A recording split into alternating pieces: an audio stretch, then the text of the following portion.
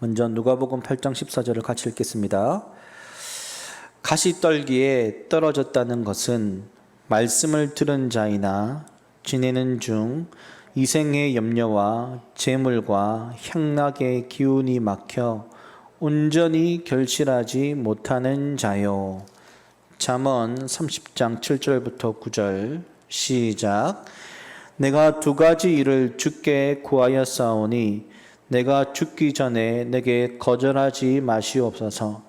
곧 헛된 것과 거짓말을 내게서 멀리하옵시며 나를 가난하게도 마옵시고 부하게도 마옵시고 오직 필요한 양식으로 나를 먹이시옵소서.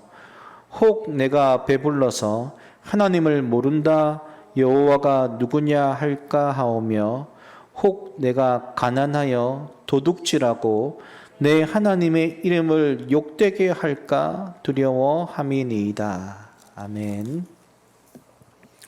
이 시간 하나님 나라의 비유 5번째, 네 가지 땅에 떨어진 씨 비유라는 제목으로 목사님 말씀 증거해 주시겠습니다.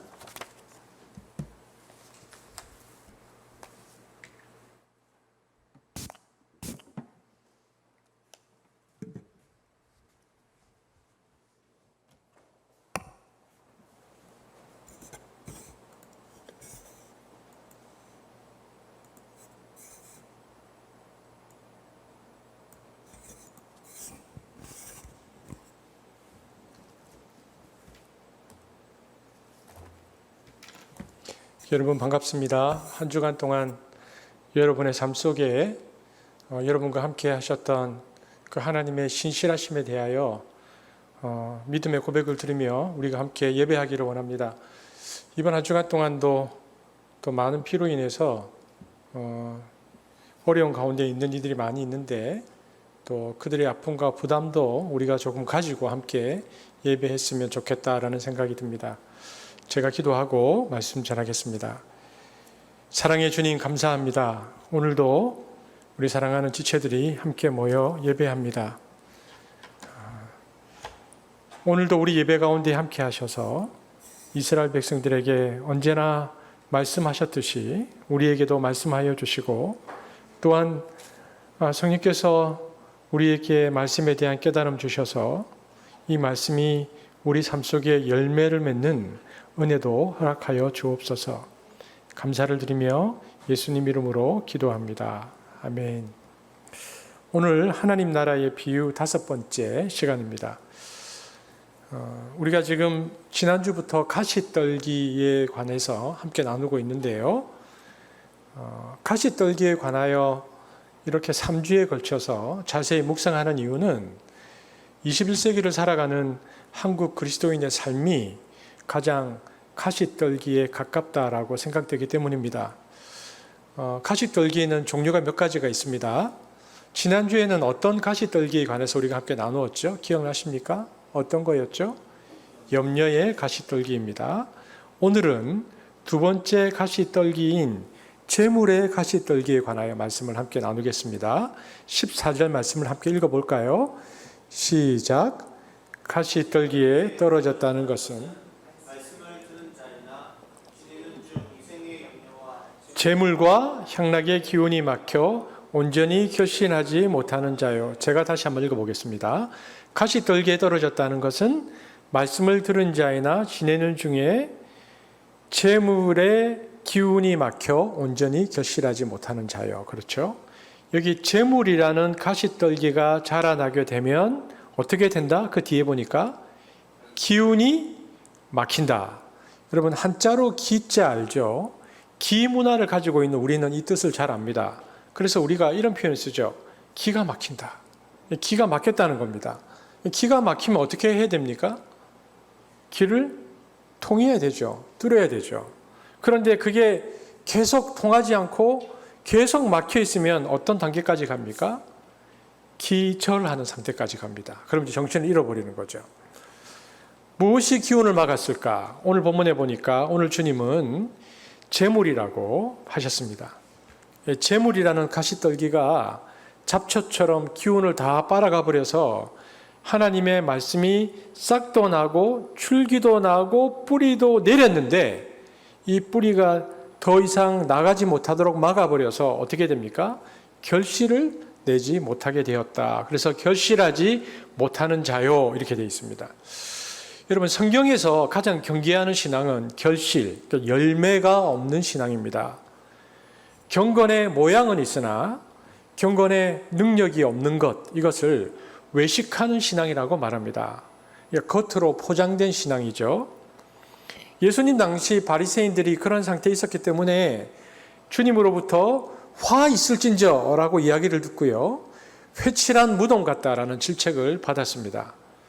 그러므로 오늘 우리가 이제 이 말씀으로 들어갈 때에 우리 모두 나의 상태가 회칠한 무덤 같은 상태는 아닌지, 혹은 결실하지 못하는 믿음은 아닌지 돌아볼 필요가 있습니다.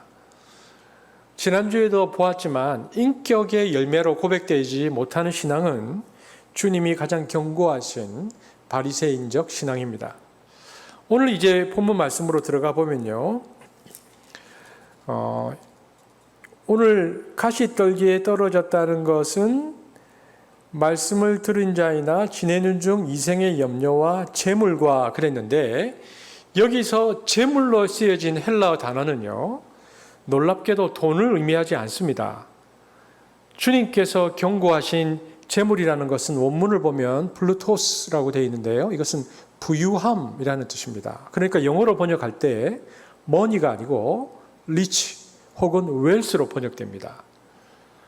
그렇다면 우리는 이 구절을 이해하기 위해서는 두 가지를 정돈해야 되겠죠. 먼저 예수님은 돈이란 무엇인가 라고 말씀하셨는지를 정돈할 필요가 있고요. 두 번째는 돈이 어떻게 머니에서 웰스 혹은 리치로 바뀌는가를 살펴보아야 합니다. 웨이 그루뎀이라는 신학자가 있습니다. 웨이 그루뎀이라는 신학자가 이런 말을 했는데, 돈은 그 자체로 아무런 성격이 없다. 돈은 그 자체로는 중립적인 도구다라고 말했습니다. 그러므로 그 돈을 어떻게 쓰느냐의 문제일 뿐이지 돈 자체는 아무런 문제가 안 된다고 주장했습니다. 여러분 생각은 어떻습니까? 그런데요, 이렇게 생각하는 신학자들을 보면 나중에는 거의 다 자본주의를 지지하는 쪽으로 기울어지는 것을 볼 수 있습니다. 그렇다면 과연 그들의 주장대로 돈은 중립적인 것인가? 그래서 우리는 먼저 돈 자체를 주님이 어떻게 보시는가를 살펴볼 필요가 있습니다. 누가복음 16장 9절에 보면 주님은 불의한 청지기에 대한 비유를 하시면서 불의한 재물로 친구를 사귀라. 그리하면 그 재물이 없어질 때에 그들이 너희를 영주할 처소로 영접하리라, 이렇게 말씀하셨는데요. 누가복음 16장 9절 한번 같이 읽어볼까요? 시작.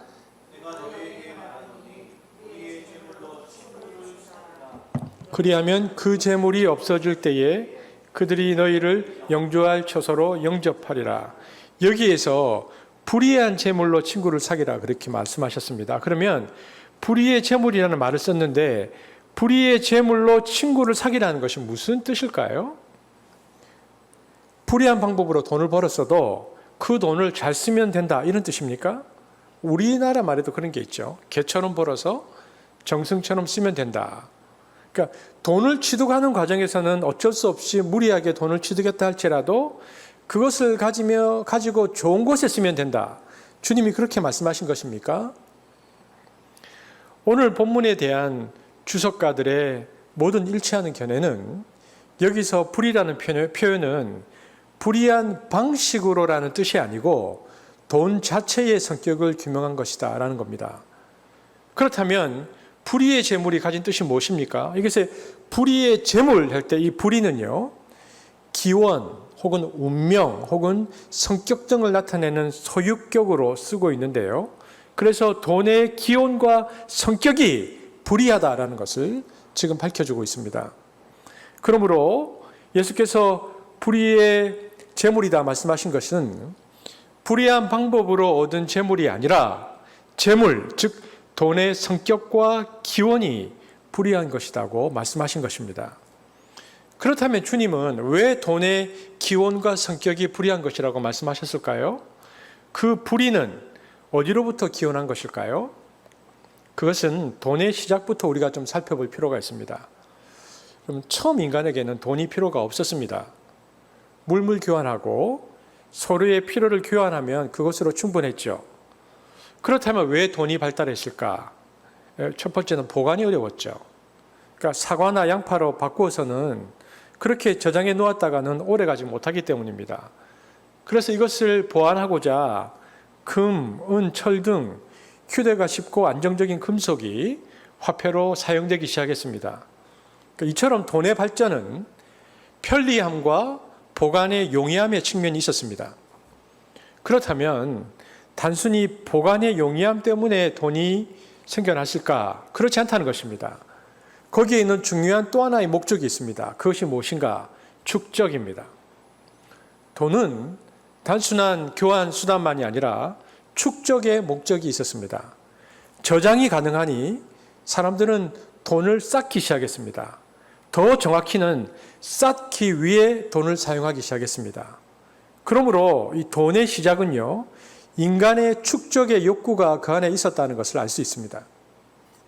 주님은 인간이 필요한 것을 축적하는 수단으로서 돈이 시작되었다는 것을 잘 알고 계셨습니다. 그렇다면 축적이 나쁜 것인가? 축적은 탐욕과 연결되어 있습니다. 그래서 어떤 분은 돈에 대한 비유를 돈은 그 자체만으로도 농축 우라늄과 같은 것이다, 이렇게 표현했습니다. 그러니까 돈이 많이 쌓이면 쌓일수록 피폭될 가능성이 많아진다는 겁니다.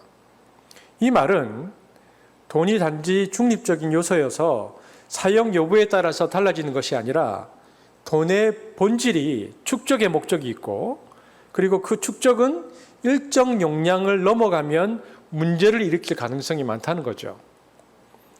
이 위험한 돈이 그저 하루하루의 생계를 유지할 만큼만 들어왔다가 축적할 틈도 없이 나간다면, 그러니까 저와 여러분 같은 그런 일반적인 서민들의 삶에서는요, 피폭될 위험이 전혀 없습니다. 그런데 이것이 언제 피폭되느냐? 문제는 쌓이기 시작하면 문제가 된다는 거죠. 일정 용량의 우라늄이 넘어가면 위험해지는 것처럼 일정 이상의 돈이 쌓이기 시작하면 그때부터 돈은 머니가 아니고 주님이 말씀하신 웰스, 재물, 부유함으로 변합니다. 그래서 주님은 돈 자체는 중립이 아니라 불의한 것이다. 돈 안에는 그러한 요소가 있다라고, 그것이 돈의 본질이다라고 말씀하셨습니다. 로이터 통신과 또 입소스 여론조사에 따르면 성공의 요소 가운데 돈이 제일 중요하다고 응답한 사람이 제일 많은 나라는 한국입니다. 69%. 가장 자본주의적인 나라 미국도 33%만이 그렇다고 말했는데 한국은 69%가 성공에 있어서 돈이 제일 중요하다 말했습니다. 가장 행복할 것 같은 사람으로 세계 2위 부자인 마이크로소프트의 빌 게이츠 회장을 뽑은 사람이 압도적으로 가장 많은 나라 한국입니다. 49.3%가 그 사람이 가장 행복할 것 같다라고 말했습니다. 미국의 정치학자 중에 로널드 잉크하트라는 사람이 있는데요. 그가 지난 20년 동안 발표한 행복 지수를 분석한 바에 의하면 대부분의 나라에서는 1인당 GDP가 1만 5천 달러에 도달하면 이 수학 체감이 발생해서 돈이 행복감에 거의 영향을 주지 않는다라는 연구 결과를 발표했는데, 그럼에도 불구하고 한국 사회는 예외입니다. 한국 사회는 돈을 향한 질주를 그치지 않습니다. 지금 부동산 문제, 그리고 사교육 문제에 사람들이 이토록 민감한 이유는요, 이미 형성된 자본시장을 멈출 수 없기 때문입니다. 그래서 부자는 자본주의 사회에서 누구나 꿈꾸는 야망이 되었습니다. 자, 그러면 제가 한번 질문해 볼까요? 그렇다면 얼마나 돈이 있으면 한국 사회에서는 부자일까요? 여러분 인터넷에 들어가서요, 한국 사회, 한국의 부자 치면 딱 나옵니다. 한국의 부자가 여러분 얼마쯤 어떤 기준이 충족되면 한국에서는 부자일까요? 금융과 부동산 자산을 포함해서 50억 이상, 이면 한국에서 부자입니다. 근데 수도권에 70%가 삽니다. 서울에 45%, 경기 22%, 인천 3%, 70%, 50억 이상 가진 사람 70%가 수도권에 살죠. 그럼 이제 중산층은, 그렇다면 그 다음 중산층은 어떤 사람이 중산층일까요? 제가 몇 가지 말씀을 드릴게요. 첫 번째, 부채 없는 아파트 30평. 두 번째, 월 급여 500 이상. 세 번째, 자동차는 2000cc 이상 중형차. 네 번째, 예금액 잔고 1억 원 이상. 다섯 번째, 해외여행 1년에 한 차례 이상. 여러분, 제가 이제 도표를 가지고 있는데요. 뭐 오늘 보이지는 않지만 유럽에 있는 중산층의 기준은 그렇지 않습니다. 근데 우리는 그래요. 그런데 이 사회 심리학자들의 말에 의하면요, 언제 인간의 욕망이 가장 격정되고 고조화되는가? 중산층의 사람들 중에서 아까 그 부자 상위 1%로 올라가려는 사람들과, 그리고 중산층으로 살다가 IMF 같은 상황을 만나서 차상위층으로 굴러 떨어진 사람들이 가장 돈에 대한 욕망이 강하다, 이렇게 말합니다. 왜냐하면 중산층 밑으로 떨어져 본 사람들은요, 돈에 대한 박탈감이 강하고요. 그래서 다시 중산층 반열에 들어서기 위해서 돈을 축적하려는 욕망이 도드라진다는 거죠. 그렇게 되면 이때의 돈은 인간의 소유욕과 강력하게 결합해서 사람들로 하여금 강한 황금 집착증을 불러일으킵니다. 그리고 이 단계에서부터는 돈이 더 이상 돈이 아닙니다. 이 단계에서부터 돈은 드디어 만몬으로 발전합니다. 여러분, 만몬이라는 게 뭡니까? 들어보셨죠? 황금신입니다. 예수님은 마태복음 6장 24절에서 이렇게 말씀하셨습니다. 한번 같이 읽어볼까요? 시작.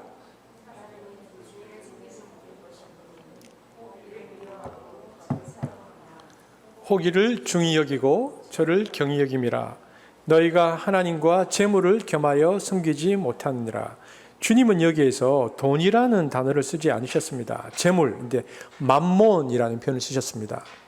헬라 맘몬은요, 그 출처가 분명하지는 않은데 아람어 아만으로부터 파생된 것이다라고 생각합니다. 근데 아만은 어떤 뜻이냐면 사람이 신뢰하는 것이라는 뜻입니다. 그런데 예수님은 여기서 맘몬을 의인화시키고 일종의 신격으로 다루고 계십니다. 황금신이죠. 이 단계에 이르기 시작하면 돈은 더 이상 중립적이 아니라 신적 존재, 내 삶을 지배하는 우상이 됩니다. 그래서 이 구절을 보십시오. 그래서 여기 섬긴다라는 단어가 등장하는데요. 여기서 섬긴다는 단어는 예배 드린다라는 뜻입니다. 그러니까 돈을 예배의 대상으로 여기는 단계. 이렇게 되면 돈은 하나님과 동등된 위치에서 타락한 인간들로 하여금 섬김, 그러니까 예배의 대상이 된다고 예수님께서 경고하셨습니다. 박철수 목사님이라는 분은요, 그래서 돈을 모조 하나님이다, 이런 표현을 썼습니다. 그래서 차상위층으로부터 중산층으로, 혹은 중산층에서 상위 1%로 올라가라는 사람들은요, 만몬 중독 현상에 서서히 사로잡힙니다. 그리고 마침내 만몬 숭배의 신자가 되죠. 그렇다면 상위 1%에 있는 사람들은 어떻게 될까? 상위 1% 부자의 반열에 들게 되면 이들은 만몬 숭배, 그러니까 황금 숭배의 제사장이 됩니다. 이들은 만몬을 섬기고 모든 사람이 이것을 추구하는 문화와 시스템을 유지하고 확장시키고 재생산하려는 자본주의를 위한 대제사장들이 됩니다. 그러므로 돈 자체가 그 속성상 불의하다고 주님은 판단하셨습니다. 돈은 그 자체만으로도 영성적 숭배의 대상이 될 수 있다고 주님은 돈의 위험성, 잠재성을 확인해 주신 것이죠. 사도 바울의 그 글들을 보면요, 바울이 확신했던 바는 지상의 통치자들과 그리고 사회 제도 혹은 사회 시스템 배후에는 영적이고 불가시적인 악한 권세가 있다고 말하면서요, 돈이 바로 그런 영적 세력들 가운데 하나라는 것을 표현했습니다. 에베소서 6장 12절 한번 읽어볼까요? 시작. 우리의 씨름은 혈과 육에 대한 것이 아니요 정사와 권세와 이 어둠의 세상 주관자들과 하늘에 있는 악의 영들에 대함이라. 따라서 돈은 어떤 이들이 주장하듯이 우리의 태도 여하에 따라서 좋게 혹은 나쁘게 사용될 수 있는 단순한 자원, 즉 도덕적으로 중립적인 어떤 것이 아니라 우리를 지배하려고 다가오는 하나의 힘, 활동적 행위자라는 것을 알아야 됩니다. 제가 몇 가지 예를 좀 들어드릴게요. 사도행전 5장 1절에서 11절에 보면 초대교회의 유무상통하던 아름다운 모습이 나오는데요. 그것이 붕괴되는 장면이 나옵니다. 무엇 때문에? 아나니아, 삽비라 사건 때문에. 돈 때문에 거짓 행동을 한 아나니아와 삽비라에 대해서 베드로는 사도행전 5장 3절에서 이렇게 묻죠. 아나니아야, 어찌하여 사단이 내 마음에 가득하여 내가 성령을 속이고 땅값 얼마를 감추었느냐 이렇게 말했는데요. 여기서 땅값이 곧 돈입니다. 그런데 5장 그 앞 뒤절을 보면요, 특별히 유의하여 볼 것은 돈이라는 단어가 3번이나 반복되면서 언급되고 있는데, 이 돈 문제를 통해서 초대교회가 와해되는 위기를 맞이하고 있다는 겁니다. 특별히 돈을 가운데 두고 성령과 사탄이 대치되고 있는 모습은 굉장히 의미심장합니다. 이게 초대교회의 모습이었죠.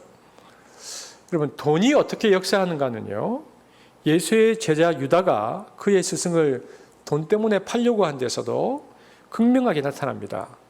유다가 변절했던 이유를 크게 2가지로 볼 수 있는데요. 하나는 정치적인 이유이죠.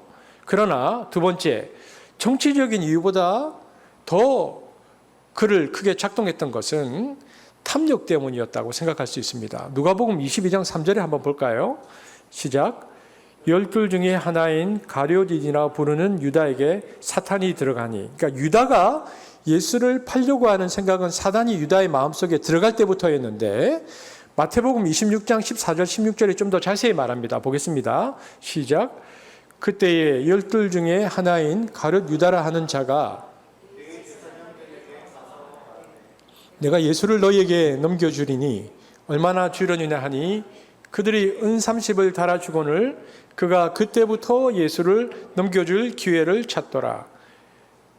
대제사장들로부터 은 30을 받은 그때부터, 그러니까 원문을 보면 그때가 강조되어 있습니다. 그때부터 예수를 넘겨줄 구체적 기회를 찾기 시작했다 이렇게 되어 있거든요. 그러니까 이처럼 사단은요, 돈을 통해서 그 활동을 구체화시킵니다. 초대교회 때도 그렇고 예수님을 팔아넘길 때도 그랬죠. 그래서 우리가 잘 아는 그 영성신학자 리차드 포스터는 우리가 돈을 사도 바울이 얘기했던 것처럼 정사와 권세의 맥락에서 볼 때 비로소 신약 성경이 그것에 대해서 가르치는 참된 의미를 발견할 수 있다 이렇게 말했습니다. 그러니까 돈은 광명의 천사로 변장하여 우리에게 다가오는 거죠. 돈은 교묘하게 그리고 비밀스럽게 어느덧 그리고 하나님의 자리를 우리 삶 속에서 대신합니다. 그러므로 사탄의 강력한 도구인 돈의 공격 앞에서 제한적 존재인 인간은 무력할 수밖에 없습니다. 특별히 우리가 돈과의 싸움에서 실패하는 주된 이유는요, 우리가 싸우는 권세와 정사의 도구로서의 돈이 얼마나 무섭고 두려운 존재인지 믿지 않거나 혹은 잊어버리는 우리의 자만심과 순진성 때문에 그러합니다. 그러므로 이 돈이 우리에게 축적이 되어서 점점 쌓여지는 단계는요, 쉽게 얘기하면 돈마기가 점점 우리 내면에서 커가는 단계입니다. 이 단계에서 만몬은 무섭고 강한 뿌리를 우리 마음속에 깊숙이 내려서 우리의 모든 에너지, 우리의 기를 다 빼앗아가 버립니다. 그러니까 하나님의 말씀으로 우리가 하나님께 가야 할 우리의 마음의 기운이 모두 돈으로 가게 만듭니다. 이 상태가 바로 오늘 예수님께서 경고하신 가시떨기의 상태입니다. 이 단계가 시작되면 경건의 모양은 있으나 경건의 능력은 없고 신앙의 형식은 있으나 변화된 삶의 열매는 없는 것입니다. 오늘날 한국 교회와 그리스도인이 바로 이 가시떨기 공동체가 되어버렸다라는 생각을 지울 수 없습니다. 그리고 오늘날 21세기의 모든 문명은 바로 가시떨기 문명이라고 말할 수 있습니다. 그러므로 어떻게 해야 이 가시떨기 문명과 시대에서 우리는 우리의 마음밭을 주님이 원하시는 옥토로 바꿀 수 있을까? 이것이 바로 우리의 과제이고 오늘 이 본문 말씀을 묵상하는 이유라는 것입니다. 어떻게 해야 우리가 이 가시떨기에서 옥토로 바꿀 수 있을까? 보십시오. 가시떨기는 가지도 있고 뿌리도 있습니다. 가시떨기 그림을 쳐보십시오. 그런데 가시떨기의 뿌리가 말씀의 기운을 다 빼앗아가 버립니다. 그렇다면 우리가 주목해야 될 것은 과연 가시떨기의 뿌리가 무엇인가 하는 거죠. 그 뿌리로부터 빼앗아 간다고 했으니까 마태복음 13장 22절에 보면 가시떨기의 뿌리가 나옵니다. 13장 22절을 읽어보겠습니다. 다 함께 시작. 가시떨기에 뿌려졌다는 것은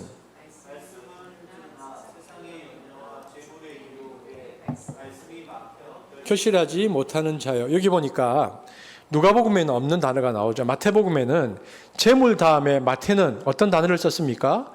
유혹이라는 단어를 썼습니다. 여러분, 이 유혹이 황금 신의 신경세포입니다. 이것이 우리의 내면에 들어와서 기운을 다 빨아들여 버립니다.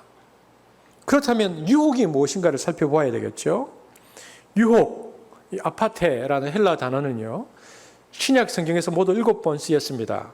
그런데 뜻이 첫 번째는 속임, 유혹, 우리가 잘 아는 그런 뜻이 있고요.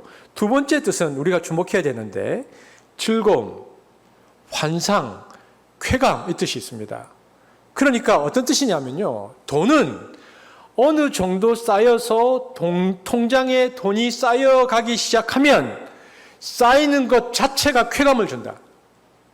그리고 즐거운 환상이 생긴다 이 말입니다. 이처럼 돈은 쌓일수록 인간에게 쾌감과 환상을 줍니다. 이 쾌감과 환상이 우리의 기운을 빼앗아 가버리고요. 중독시켜버리죠. 미국 같은 경우에는 대공황, 여러분 들어보셨죠? 1900년도 초반에 있었던 대공황, 워낙 사람들이 힘드니까 대공황이 지나고 나서 사람들은 돈을 쓰지 않고 실제로 위협을 느껴보았기 때문에 돈을 모으기 시작했는데 대공황 다음 세대들이 돈을 모으는 세대였죠. 그럼 우리나라는 어떤 세대들이 돈을 쓰지 않고 모았을까요? 국제시장 세대. 우리가 영화를 보았지만 그 세대들도 워낙 힘들고 어려운 시간을 보냈으니까 그 세대들은 돈을 잘 쓰지 않고 돈을 모으는 세대, 그 세대들이 돈을 모으기 시작했습니다. 그들은 쓰지 않고요. 모으는데 어렵게 모으기도 하고 그리고 그 돈이 쌓여가는 것을 보면서 굉장히 뿌듯해했던 세대이기도 하죠. 그 영성신학자 중에 헨리 나우엔이 있습니다. 헨리 나우엔의 유명한 일화가 있는데요. 그가 상담학 교수로 하버드 대학에 있을 때 한 노인이 치료받으러 왔는데 그 노인이 집착증이 있었습니다. 집착증은 몸의 현상으로 나타나는데 이 노인은요, 손을 이렇게 꽉 쥐고 펴지를 못하는 겁니다. 밥을 먹을 때도 걸어갈 때도 이 손이 안 펴지는 거예요. 그래서 이제 나우엔과 상담을 할 때 나우엔이 이제 치료사들을 불러서 이 강제로 손을 폈어요. 이렇게 손가락 하나하나씩을. 그러니까 이 손 안에 뭐가 들어있는 거예요. 뭐가 들어있느냐? 그 안에 1달러짜리 동전이 들어있었어요. 그걸 꽉 쥐고 살았던 거죠. 그래서 헨리 나우엔은 그의 책에서 이렇게 말합니다. 기도란 손을 펴는 것이다. 우리 손에 꽉 잡고 있는 그 집착을 놓는 것으로부터 기도가 시작되는 것이다. 현대인들이 왜 이렇게 기도가 막혔는가? 왜 말씀의 생기가 없는가? 왜 성령의 역사가 일어나지 않는가? 무엇인가에 집착되어 있는데 특별히 오늘 주님은 가시떨기라는 비유를 통해서 물질에 대한 집착 이야기를 하고 있는 것입니다. 오늘날 우리가 성령의 역사와 말씀의 생기가 없는 이유는 이 물질을 꽉 쥐고 있기 때문이다.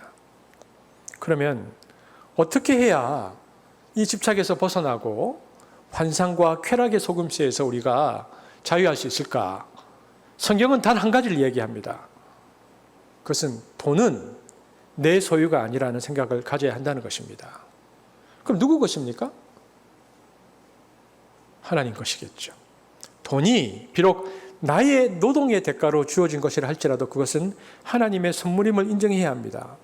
우리 성경 말씀 한번 읽어볼까요? 시작. 은도 내 것이요 만군의 여호와의 말이니라. 학개 선지자의 말씀입니다. 그러면 우리는 한마디로 어떤 의식을 가져야 합니까? 나는 청지기일 뿐입니다. 청지기 의식을 가져야 합니다. 그러니까 크리스찬이란 누구인가? 하나님 앞에서 청지기 의식을 가지고 살아가는 자들입니다. 다시 말해서 자신에게 어떤 소유나 물질이 있듯 그 모든 것의 주인은 그것이 어떤 것이든 간에 자신이 아니라 하나님이심을 고백하면서 하나님의 뜻에 따라 소유와 물질을 사용하려는 자들, 이 자들이 크리스찬이라는 것입니다. 청지기는 결코 주인인 것처럼 행세하는 것이 아니라 주인의 뜻에 따라 재물을 선하게 관리해야 합니다. 그렇지 못할 때는 그것이 악의 도구로 전락해버리죠. 그래서 칼빈이 강조한 장로교의 경제신학의 기초는 청지기 의식입니다. 그리고 이 분명한 청지기 의식이 있어야 구제를 넘어서 나눔의 삶까지 나갈 수 있습니다. 그렇게 함으로 청지기 의식을 가지고 구제를 넘어 나눔의 삶으로 만몬이 하나님의 왕좌에서 감동되었음을 우리는 삶으로 증명해 보여야 하는 것입니다. 그래서 청지기 훈련을 할 때에 우리가 가장 집중해야 할 훈련은 봉사 훈련이 아니고 돈에 대한 훈련입니다. 여러분, 어떤 사람은 평생 쓴 돈을 모아보면 한 1억쯤 쓰고 가는 사람이 있겠죠. 어떤 사람은 100억을 쓰는 사람이 있을 거고 뭐 1000억 1조를 쓰는 사람도 있겠죠. 근데 칼빈이 쓴 달란트 비유 주석을 보면요, 청지기에게 주님이 그 재능에 따라 돈을 많이 맡기기도 하고 적게 맡기기도 한다라고 주석했습니다.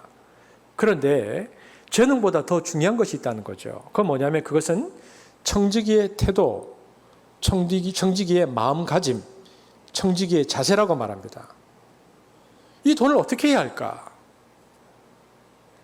여러분, 돈을 더 많이 늘리는 능력을 주님이 칭찬하시는가? 아니면 돈을 맡기실 때에 주님께서 주님의 뜻대로 쓰는 사람을 칭찬하실까? 그러면서 그가 말하기를 주님이 맡기는 청지기는 주님 뜻대로 잘 쓰는 사람이다, 이렇게 말했다는 겁니다. 여러분, 어떤 사람은 1000억이 모이는 뇌물, 어떤 사람은 10억을 모으는 뇌물 하나님께서 맡기셨어요. 관리해봐라.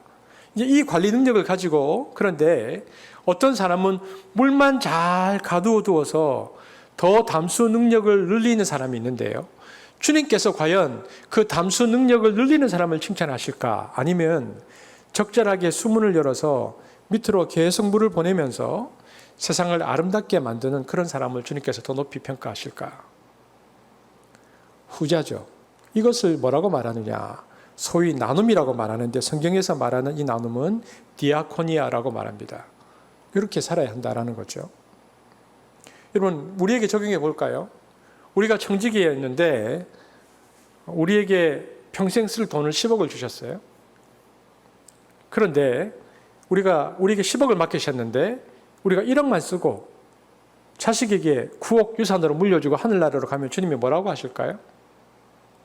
야, 너는 왜 그렇게 일을 게을리하고 하느냐? 책망하지 않겠습니까? 그 사람은 무엇으로 책망받을까요? 근무 태만이죠. 너한테 10억을 맡겼으면 10억 다 쓰고 와야지. 너 뭐 하고 왔느냐? 이렇게 물으실 거잖아요. 근데 이건 다행입니다. 어떤 사람은 자기와 자기 가족만을 위해서만 쓴 거예요. 다른 사람에게 뭐 도와주지도 않고 그렇게 가면 그 사람은 뭐라고 칭찬받을까요? 질책받을까요? 이 사람은 하나님 나라의 배임 공금 횡령이 됩니다. 이걸 칼빈이 그렇게 말했어요. 칼빈이 이렇게 말했는데 나누지 않는 것은 하나님 나라의 공금 횡령이다, 이렇게 말했습니다. 여러분, 왜 주께서 나에게 건강, 물질, 지식, 인격을 주셨는지를 잘 생각해야 합니다. 그러므로 주님이 내게 주신 물질을 우리가 내 생애에 책임지고 주님 뜻대로 다 써야 그것이 청지기의 자세입니다. 여러분, 저와 여러분 생애 중에 청지기 사명을 좀 다하고 가면 좋겠습니다. 다 못하고 가면 아까 뭐라고요? 근무태만, 배임 횡령으로 질책당할지 모릅니다. 그래서 주님께서 나에게 맡겨진 것을 내가 다 쓰겠다. 주의 뜻대로. 이것을 청지기의 자세라고 말합니다. 그러므로 청지기는 무엇을 통해서? 나눔을 통해서 주님의 청지기 노릇을 하는 겁니다. 축적보다는 우리 삶에 있어서 나눔을 목표로 하고 살아야 합니다. 그래야 마음에 가시떨기가 자라지 않습니다. 그런데 많은 사람들이 이렇게 말합니다. 나눠주려면 어느 정도 축적이 되어야 우리가 나눌 수 있지 않느냐. 적어도 내가 중산층이 되어야 뭐 사회복지도 신경 쓰고 기부도 하고 그러지. 지금 내가 하루하루 먹고 살기도 힘든데 지금은 안 된다. 어느 정도까지는 목표를 정해서 돈을 축적한 다음부터 바르게 살면 된다. 이렇게 말하는 사람들이 있습니다. 그러나 여러분 이것은 성경적 답이 아닙니다. 만약 그렇게 말하는 사람의 논리가 맞다면 그러면 역으로 이렇게 질문해 볼 수 있는데 우리가 얼마나 많이 소유할 때 가난한 이웃을 도울 수 있을까요? 이 말은 인간에게 돈이 얼마나 필요한가라는 질문이기도 한데 여러분 돈의 사탄적인 성격은요. 인간의 무한한 탐욕을 지속적으로 자극합니다. 그러므로 어떠한 인간도 돈의 양으로는 만족할 수 없습니다. 그런데 이에 대한 대답으로 유명한 칼빈주의 경제학자 그 프랑스의 앙드레 비엘레라는 사람이 있는데 앙드레 비엘레는 이렇게 말했습니다. 사람은 항상 다른 사람에게 있어서 부자다. 그러니까 극히 적은 사람을 제외하고는 어떤 사람도 다른 사람을 위해 도움을 주지 못할 만큼 가난한 사람은 없다. 이렇게 말했습니다. 여러분 자본주의는 축적의 절대량을 가지고 중산층, 부자를 구분합니다. 그런데 지금 앙드레 비엘레는요. 그 구분이 틀렸다고 말하는 겁니다. 주님께서 말씀하시는 부유함은 절대적인 양이 아니고 상대적인 것이다. 더 가난한 사람 앞에서 덜 가난한 사람이 항상 부자다. 이렇게 말하는 거죠. 그러니까 어떤 사람도 다른 사람을 위해서 도움을 주지 못할 만큼 그러므로 가난한 사람은 없다는 것입니다. 그러므로 모든 사람은 부자다. 이것이 성경의 가르침입니다. 그러니까 이스라엘 백성이 모투기를 남기는 이유도 넉넉해서가 아닙니다. 그보다 더 가난한 사람이 있으니까 그도 남길 수 있을 만큼 부자인 것입니다. 사도 바울이 이 부분에 대해서 말했는데요. 디모데전서 6장 18절 함께 읽어보겠습니다. 시작.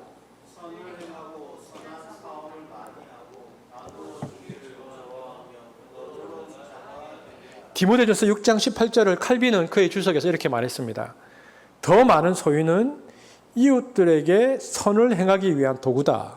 이렇게 말했습니다. 또 다른 곳에서 칼빈은 말하기를 각자의 사유재산은 인정되어야 하지만 가난한 사람들을 위해서 사용한다는 점에 한해서 사유재산은 인정되어야 한다. 이렇게 얘기했죠. 그래도 칼빈은 사유재산은 인정하지 않는 쪽입니다.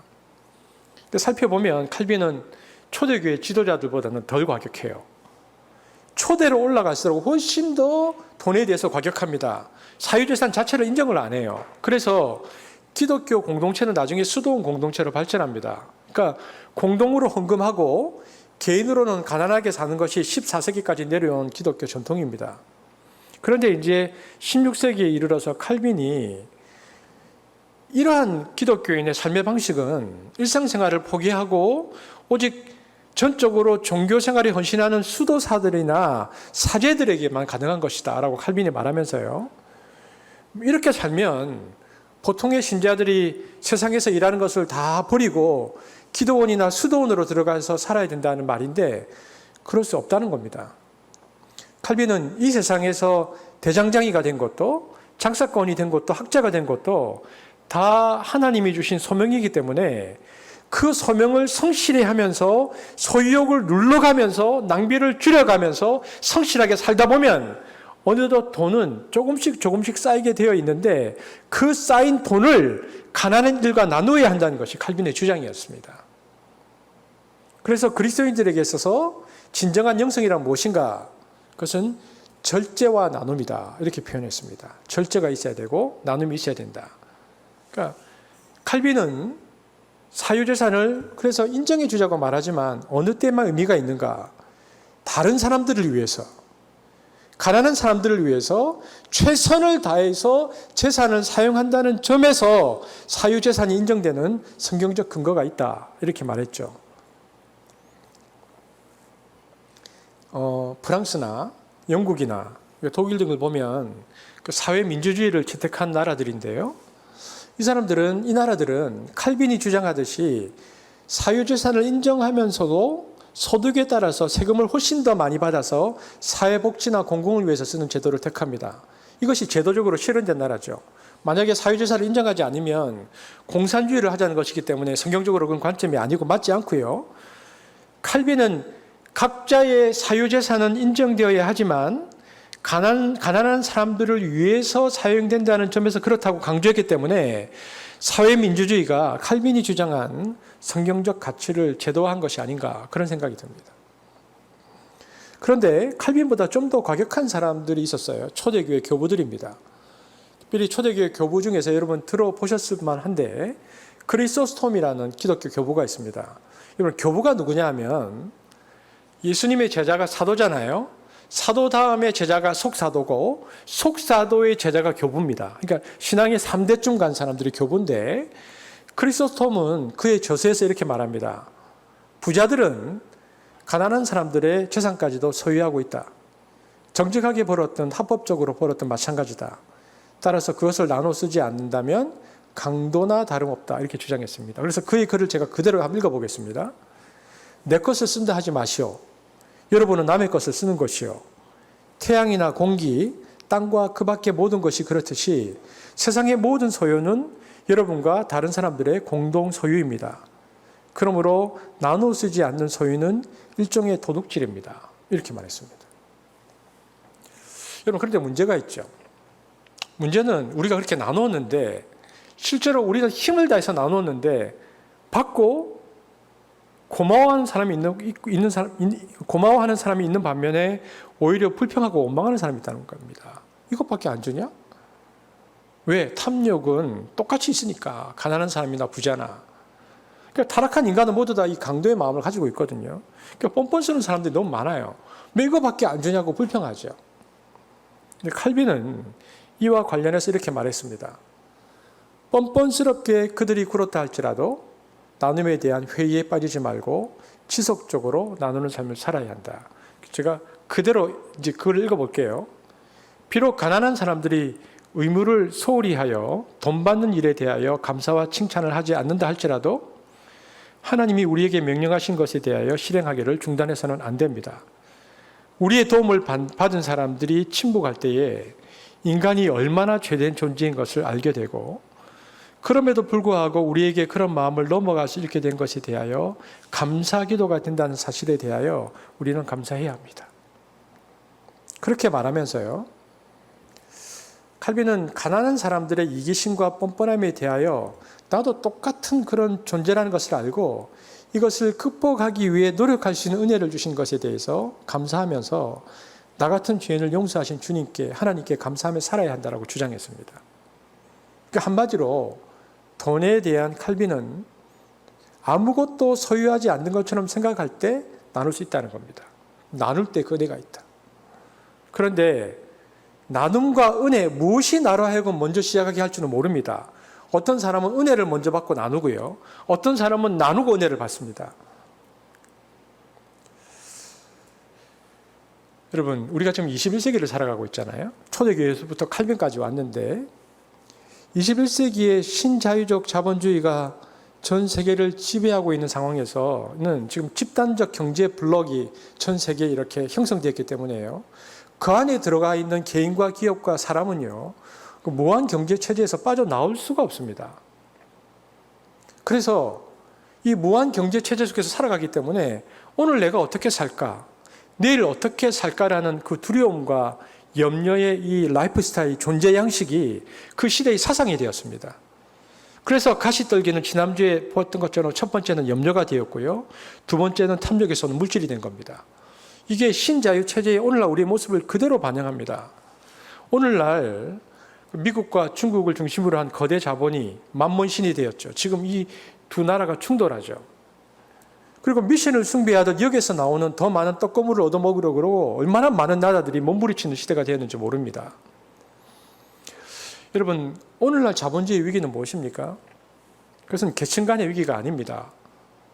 자본가와 자본이 없는 사람, 즉 노동자 사이의 문제도 아닙니다. 자본주의의 문제는 무계획성입니다. 자본주의는 이미 과잉 생산 단계로 접어들었습니다. 학자들은 과잉 생산 자본주의자라고 부릅니다. 이것이 큰 문제죠. 여러분, 자본주의는 대단히 효율적인 체제이긴 한데 중단을 시킬 수가 없습니다. 자본주의는 생산을 중단하는 순간에 넘어지는 자전거와 같습니다. 인간의 무한 욕망 추구뿐 아니라 무한 생산을 해야 됩니다. 수요가 없는데도 불필요한데도 계속 생산을 해야 합니다.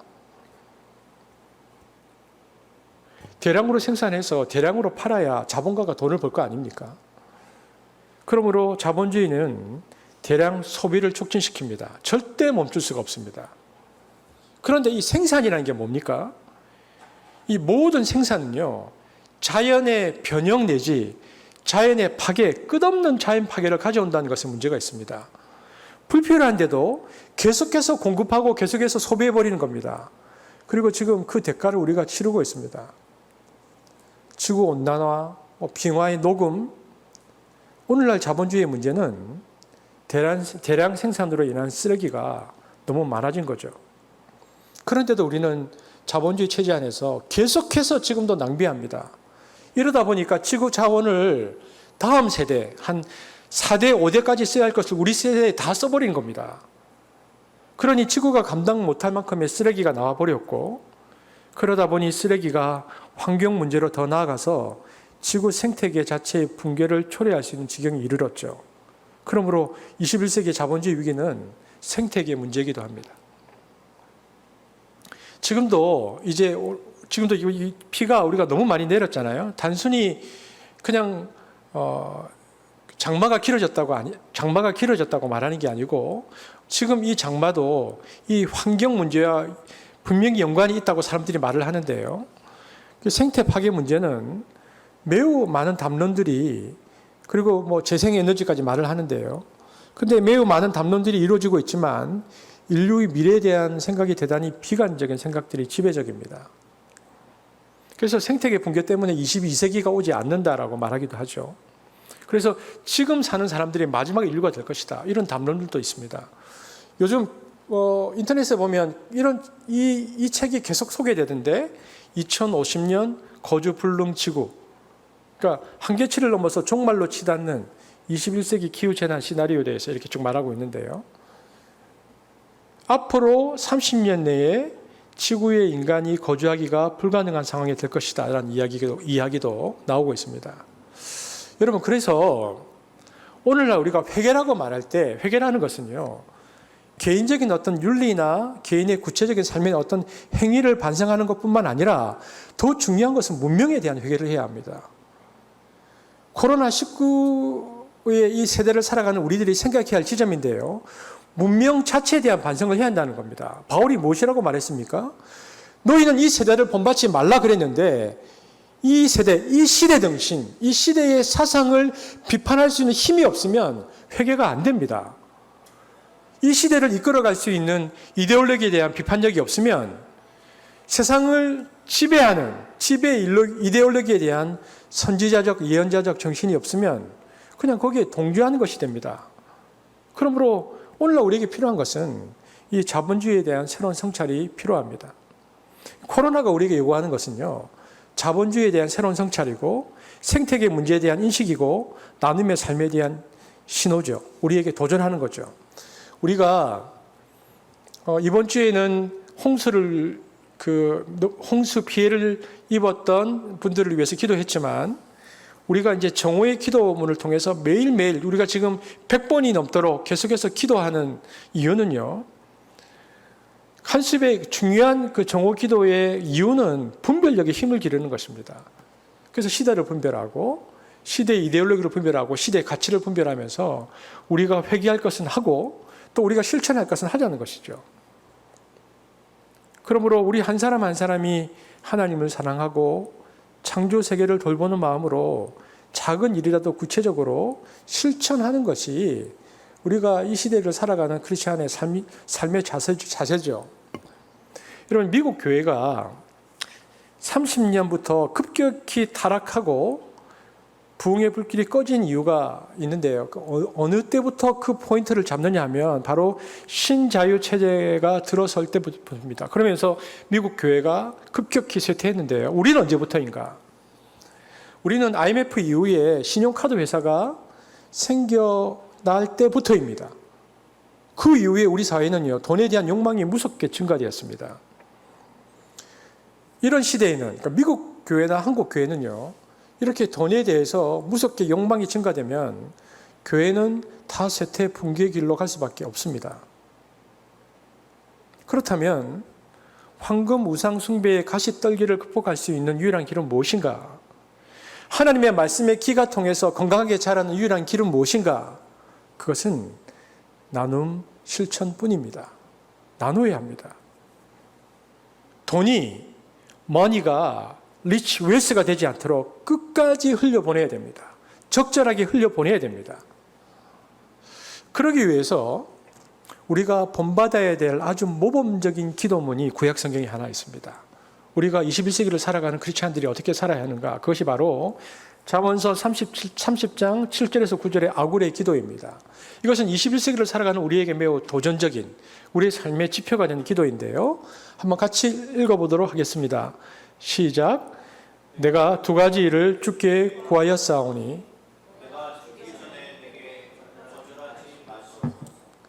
곧 헛된 것과 거짓말을 내게서 멀리하옵시며 나를 가난하게도 마옵시고 부하게도 마옵시고 오직 필요한 양식으로 나를 먹이시옵소서.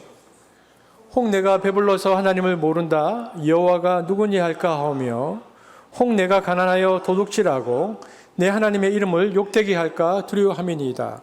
그런데 이 본문을 좀 더 자세히 보면요, 아주 중요한 사상이 이 안에 들어있습니다. 여기 보면 8절에 오직 필요한 양식으로 내게 먹이시옵소서라는 이 기도의 의미를요, 원문에 맞게 제대로 직역하면 우리말과 뉘앙스가 좀 다릅니다. 오직 필요한 양식으로 내게 먹이시옵소서를 직역하면 이 먹는다는 말은 어떤 뜻이냐면 어떤 덩어리에서 뜯어낸다는 뜻입니다. 왜냐하면 그들의 식습관은 커다란 빵덩어리를 서로 나누어 먹었기 때문에 나온 의미입니다. 즉 정확한 의미는 내 몫을 뜯어 주십시오라는 것입니다. 그러므로 필요한 양식이라는 말이 바로 뜯어진 내 몫이라는 뜻입니다. 그러므로 내게 필요한 양식을 먹이시옵소서라는 기도는 내 몫만 차지하게 해주십시오. 내게 할당된 양식만을 가지게 해주십시오라는 기도의 뜻이 됩니다. 그런데 우리말의 번역과 우리의 식습관은 이와 같은 의미를 살기가 좀 힘듭니다. 우리는 각각의 밥과 국의 그릇을 가진 문화이기 때문에 그러므로 우리가 이 원문에 맞게 들어가면 이 아굴의 기도 속에는요, 먹고 사는 문제에 대한 공동체성이 들어있습니다. 우리가 먹는 식량이라는 게 무한한 것이 아니고 제한된 거거든요. 그러니까 아굴의 이 기도는 그 식량을 이웃과 더불어 같이 먹게 해달라는 기도입니다. 그는 지금 아굴은 나 혼자만의 삶을 위해서 지금 기도하고 있는 것이 아닙니다. 내가 이웃과 더불어서 같이 살 수 있도록 날마다 대하는 나의 먹거리에서 이웃과 더불어 사는 삶을 실천할 수 있도록 도와달라는 기도를 하는 겁니다. 여러분, 세계 인구의 약 절반 정도가 되는 30억 명의 사람들이 미화로 $2도 안 되는 생활비로 하루하루를 살아갑니다. 오늘 21세기를 살아가고 있는 우리의 시대는요, 많은 질병을 앓고 있는데 이기적인 개인주의와 집단 이기주의의 질병이 그중 가장 심각한 병입니다. 이게 자본주의의 폐해죠. 사회나 가정이나 심지어는 교회 안에도요, 이 모든 질병이 꽉 매여 있습니다. 자기밖에 모릅니다. 내 가족, 내 교회, 내 지방, 내 나라, 내 직장을 생각하고 내 욕심만 추구하는 극도의 집단적인 이기주의로 몸살을 앓고 있습니다. 주님은 우리에게 우리의 이웃이 있음을 기억하고 이웃을 돌아보고 사랑하라고 가르치고 그래서 당신의 몸까지 내어주셨는데 우리는 나만을 생각하고 결국은 내 밥그릇만을 챙기려는 삶에 철저하게 길들여져 있다는 말입니다. 여러분, 주기도문에서 가르치신 오늘날 우리에게 일용할 양식을 주옵소서라는 이 기도도 사실은 이러한 공동체성의 맥락에서 이해됩니다. 그런데 우리는 우리에게 주옵소서라고 기도하지 않죠. 말은 그렇게 말하면서 실제로 기도 내용에 들어가면 내게 주옵소서라고 기도할 뿐입니다. 그러므로 하나님의 백성된 자, 그리스도인이라고 말하는 자가 나만을 위한 인생을 설계하는 것은 죄악입니다. 칼빈도 그렇게 말했죠. 우리가 지금 성경 통독에서 모세오경을 읽었는데요. 출애굽의 이야기와 역사가 아름다운 것은 단순히 이집트에서 해방된 것 때문만이 아닙니다. 그 출애굽의 광야 나그네 생활은 거기에는 나만이 잘 사는 사회가 아니고 모두가 더불어 사는 사회에 대한 꿈이 있기 때문에 그 광야의 생활은 아름다웠습니다. 광야에서 그들은 똑같이 만나와 메추라기를 자기 목만 먹었습니다. 그때 그들은 내 목만을 차지하고 이웃의 것은 남겨놓고 함께 나눌 줄 알았던 아름다운 공동체의 시간들을 가졌습니다. 그래서 가나안을 향한 광야의 길, 나그네의 길은 그렇게 함께 가야만 제대로 갈 수 있는 길이라고 주님께서 그들에게 가르쳐 주신 것이죠. 함께 가는 것이다. 여러분, 그래서 하나님의 경제 원칙은요, 이런 것입니다. 늘 모자른 자를 위하여 남겨두고 함께 나누어서 많이 거둔 자도 남음이 없고 적게 거둔 자도 부족함이 없어야 된다. 이것이 하나님께서 우리에게 가르쳐 주신 경제 원칙입니다. 그래서 하나님의 백성들은 추수를 해도 자기가 다 거두면 안 되었고 과일을 거두어도 자기가 다 가져가지 않고 가난한 이웃의 몫을 남겨두게 되었죠. 그러니까 더불어 살아라. 함께 나누며 함께 돌보며 살아라는 것이 하나님의 마음이며 하나님의 뜻입니다. 그래서 그 뜻을 알고 이 광야의 길을 가는 나그네는 이렇게 기도하는 거죠. 하나님, 올해는 내 목만 챙기지 않고 이웃을 먼저 생각하며 모자른 자들을 돌아보며 함께 나누며 살게 해주십시오. 이것이 우리의 기도 제목이며 삶이어야 합니다. 그러나 많은 크리스찬들이 실제의 삶 속에서 청지기 정신을 구현하지 못할 때가 많죠.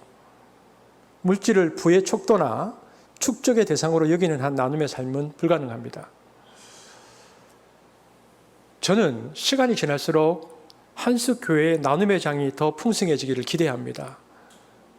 그래서 저와 여러분이 말씀의 씨앗이 다시 자라고 줄기가 건강하게 열매 맺는 공동체가 되기를 원합니다. 그 공동체가 되기 위해서 우리는 끊임없이 흘려보내야 되고요. 끊임없이 나누어야 합니다. 시간이 지날수록 더 많이 나누는, 그래서 가시떨기가 아니라 옥토로 바뀌어지는 한숲이 되어지기를 주님의 이름으로 축복합니다.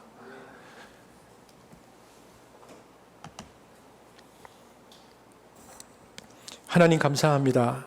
오늘 말씀을 통해서 나누는 삶에 관한 말씀을 우리가 함께 보았습니다. 아버지 하나님, 물질과 재물의 그 가시떨기가 우리를 덮으려 한다 할지라도 우리가 나눔의 삶을 통하여, 우리가 함께하는 삶을 통하여 이 가시떨기에 벗어나 하나님께서 원하시는 결실을 맺는 공동체가 되기를 원합니다. 한숲에게 그 일들을 허락하시고 더 많이 그 일들을 감당하는 한숲이 될 수 있도록 축복하여 주옵소서. 감사드리며 예수님 이름으로 기도합니다. 아멘.